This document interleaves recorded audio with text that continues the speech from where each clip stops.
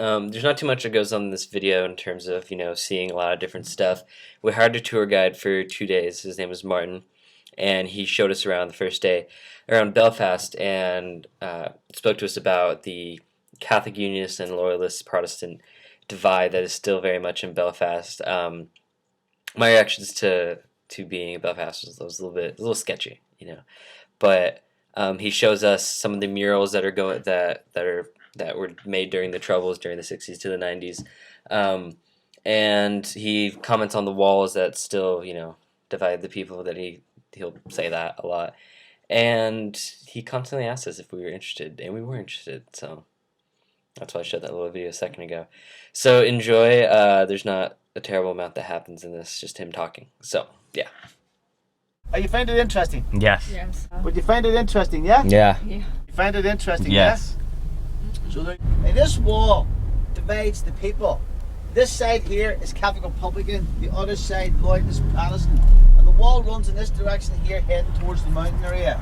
Whenever I drive you over here, I'm going to tell you more about the walls, okay? Okay. Right?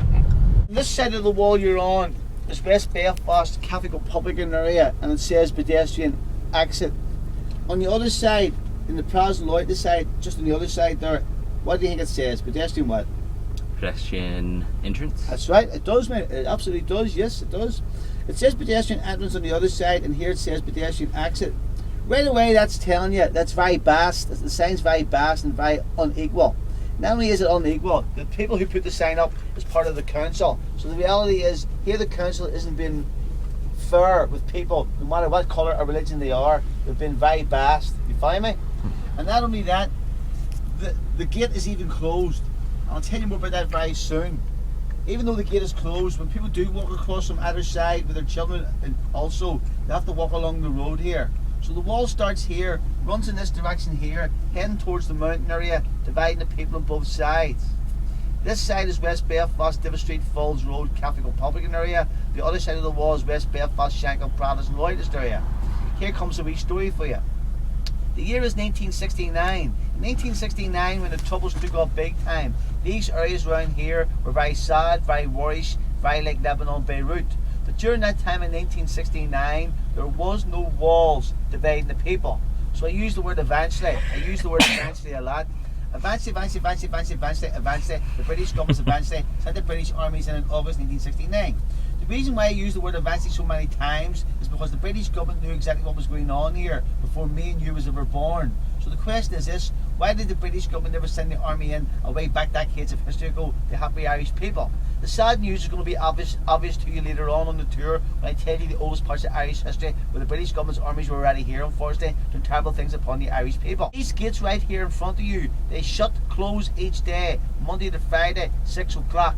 These gates do not open on a Saturday or Sunday. As the wall runs along towards the mountain area, there's other doors and gates which opens and closes at various times. All gates shut on a Sunday except for one gate, and the one gate is controlled by a computer where lights flash on it to tell you to stand by as the walls close in. Whenever the walls are totally closed, you have to drive around a longer way to get in and out of each other area. Now, in case you're going to ask me a question, are the walls coming down today? The sad news today is going to be no. The reason why, in some areas, the British government got the walls risen higher, just over 4.5 and 5.5 years ago. And not only that, the British government calls the walls peace lines and peace walls. That's a load of crap. I call the walls B&B. B&B, Belfast Berlin walls. There's nothing peaceful about them. Walls that bring division amongst people, brings division, sadness and evil. It does not bring peace. So that sign doesn't speak under a very equality agenda, you know what I'm saying? Yeah. It's very bad, you know what I'm saying? He's pointing the guns at children, the Loyalist gunman. So for me, very sick, very evil, and very macabre. See that? Mm-hmm. Yeah. But you find it interesting. Pointing the gun, look! Who's pointing the gun to the house of God? You see that? The Loyalist gunman. So that's why I called her a hypocrite. Why would you want to bring your child to this church?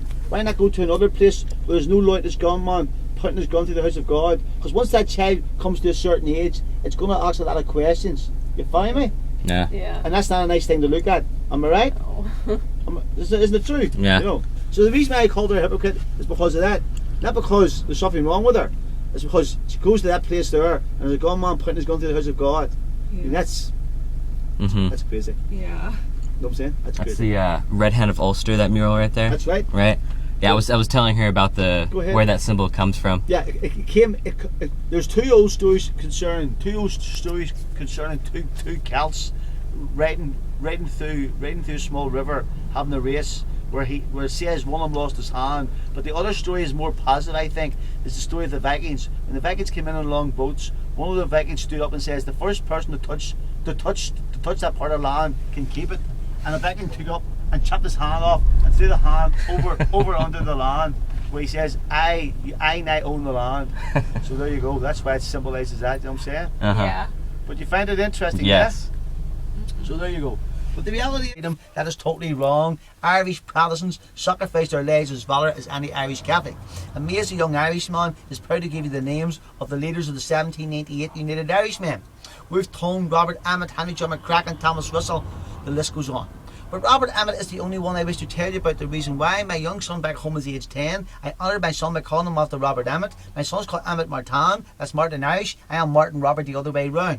The year now is 1803. It's Dublin City. Robert Emmet's 25. The British took him to the heart of the city. They hung, drawn, and quartered his young body. They took his head of his neck. They put onto a spear in the middle of the city. Put the fear of God into more Irish united movements. But you know and I know that this very day never worked, because Irish men and women were always proud of taking the swords of valour up against the British. But always remember, the key part of the story which I'm telling you is Irish Protestants sacrificed their lives as valour as any Irish Catholic. Okay? Now, have you ever heard of the word called Fenian? Fenian is an Irish word. It means Irish warrior. The founders of the Fenian movement in 1855 and 1860 were once again Irish Protestants. So there you have it again, Irish Protestants again fighting for Ireland's freedom. So we leave that bit of history now. I go to the mural. The mural is Dublin, the street is O'Connell Street, the building is a GPO. From the GPO came the 1916 Easter Rising. Now out of this Easter Rising came another hero of mine. He is called Michael Collins. Michael Collins came through the Easter Rising and he eventually defeated the British. He eventually defeated the British by getting 96% of Ireland their freedom. The other 4%, my friends, you're now sitting in, is still controlled by England. But never, ever, ever, ever be confused with the word Ulster. Ulster is one of the ancient problems of Ireland. You have Ulster, Munster, Leinster and Connacht, the 4 ancient problems of Ireland. Ulster, my friends, has 9 counties. England only controlled 6. And the reason why she doesn't control the whole 9, because you always realise, if you try to control the whole 9, Ireland would have had her freedom a long time ago. And the other 3 counties of Ulster are County Donegal, County Cavan and County Monaghan. And by the way, County Donegal is the biggest county in Ulster. Governments have never did in their lifetime. And for me, as a man of peace and a man of equality and justice for everybody who lives in the society of Ireland and throughout the world, I want to see total peace. And I want to see it right now. And this is how you achieve it. Band end all the marches and the flags and the parades on both sides. Marches, flags and parades on both sides do not put the bread and butter on the table. They only bring evil and sorrow to our people and sadness to our children. As I did show you there, some of the so-called literature concerning the Orange and the Orange Oath, as I'm sure you will agree, it's very sinister and very what they call anti-Catholicism. So the first thing they must do here is ban the flags and parades on both sides, then have integrated schools, and then do away with your walls and your murals. And that's how you do bring it to an end. But there's no point in having integrated schools where the marches and the flags and the parades and this type of literature here still brings the evil to the classroom. You must ban the flags and parades on both sides, then have integrated schools, then do away with your walls and your murals. And that's how you do bring it to an end. Now, surprise, surprise, I'm going to prove that it does work. As I speak to you now, it's going on out there in Belfast and different parts of the north of Ireland as I speak to you now. As I speak to you now, Catholics and Protestants, yes they do, they live right beside each other. With no walls, no flags, no parades, and their children play together. Even before William married Mary, Catholics and Protestants have been marrying each other for hundreds and hundreds and hundreds of years. So as I speak to you now, there's more goodness going on than there is evil. But it tells you one key thing. If the flags and the parades ain't stopped, unfortunately, total peace is still a long way off. My friends, I hope you found this tour interesting. Thank you very much. You have something to say, huh? What are we doing? Why are we McDonald's in Belfast? Why are we here? Because it's cheap. And it's kind of really delicious. Janelle always wants to have McDonald's in every country she goes to. Because why? Because it's so much better than home. Nom nom nom nom.